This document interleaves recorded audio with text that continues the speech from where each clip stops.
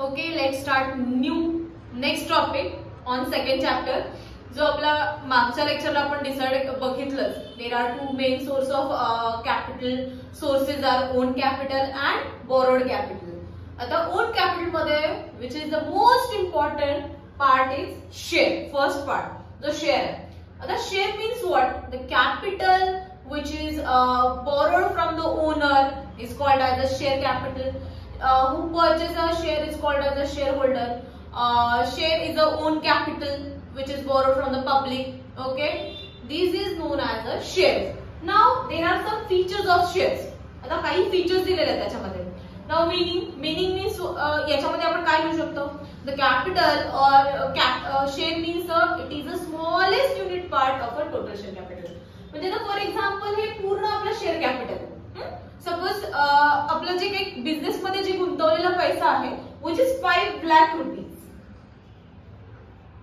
Okay, आता पूर्ण 5 लाख रुपये एका बिझनेस मध्ये एक नॉमिनल पर्सन नाही आणू शकत आहे. So now in that case ते कॅपिटलचे छोटे छोटे छोटे छोटे पार्ट्स केले जातात. It is called as a share capital. Okay, so it is the smallest part. Suppose we decided की आपला एक शेअर, आपल्या कंपनीचा एक शेअर 100 रुपयाला एक आपण विकू. So this is 100 rupees. It is the smallest cut. It is called as a share. So we have to write share means it is the smallest part of a total share capital is called as a share. Okay. Now ownership. Who purchased a share? Who bought a share is known as a shareholder. जो कोणी share घेतो त्याला आपण काय म्हणणार आहे? shareholder. Now next, distinctive number. Okay. Distinctive number म्हणजे काय? की डिस्टिंक्टिव्ह म्हणजे रोल नंबर वाईज जसे शेअर असतात, that is called as a distinctive number. Okay, next one, evidence of a title. Who bought a share, who purchase a share. Okay, आता याला evidence काय दिलेला आहे की बाबा तुम्ही जे काही शेअर परचेस करताय त्याच्यावरती एव्हिडन्स काय, टायटल काय. So that is next one, value of a share. Value of share म्हणजे काय? एक शेअर किती रुपयाला विकला गेला त्याला आपण व्हॅल्यू ऑफ शेअर म्हणणार आहे. For example, there are 3 types of values: face value, issue price, market value. Face value म्हणजे काय? The value which is decided by the company. म्हणजे कंपनीने जे काही पैसे डिसाइड केलेले असतात. For example the share of a equity share of a share is rupees issued 10 rupees. कुठलाही शेअर आपण 10 रुपयाला विकू. That is called as a face value. Issued price म्हणजे तो आता suppose company demand increases, so you increase your price. Company demand decreases, so you can decrease your share prices. Market value, it depends on a market. Market मध्ये म्हणजे काही वेळेस कंपनीचं जेव्हा demand वाढते, प्रॉफिट वाढतं, तेव्हा कंपनीचा शेअर वाढला जातो. It's called as a market value. Now next one, rights.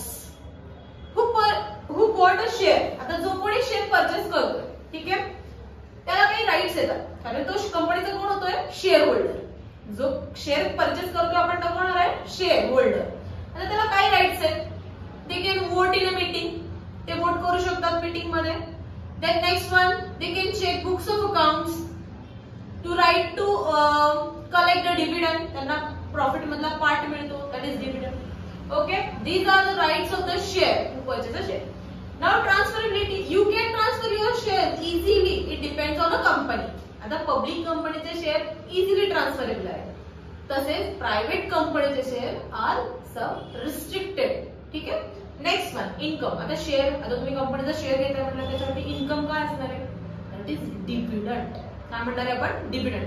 Share वरती जे काही आपल्याला इन्कम मिळतं त्याला आपण डिव्हिडंड म्हणतो. Property of a share holder, this is a property. Share is a property of a share आणि ही प्रॉपर्टी कशी? Movable. Means you can carry any